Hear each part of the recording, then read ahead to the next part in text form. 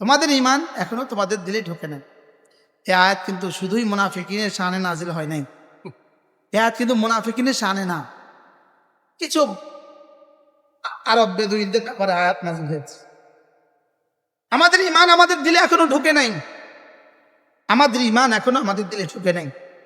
আমরা এখনো মুকাম্মাল মুসলিম হই নাই। অথচ ওয়ালা তামুতুন্না ইল্লা ওয়া আনতুম মুসলিমুন, খবরদার মুসলমান না হয়ে কিন্তু মরো না। এই মরো না, এটা কি আমার এখতিয়ার? মরার বিষয়ে কি আমার কোনো এখতিয়ার আছে? আমার তো এখতিয়ার নাই এখানে। অথচ আমাকে আমার রব বলেন তুমি মরবা না। আমি কেমনে মরবো? না না, তুই মরতেই পারবি না। ইল্লা ওয়া আনতুম মুসলিমুন, মুসলমান না হয়ে তুমি মরতেই পারবা না। তো মরার মধ্যে তো আমার এখতিয়ার নাই। কবে মরবো তো জানা নাই। আমি ইচ্ছা করলে মরতেও পারবো না। কবে মরবো তাও জানা নাই। তাহলে তর্জমা কি? তুমি এখন থেকে পূর্ণাঙ্গ মুসলিম হয়ে যাও।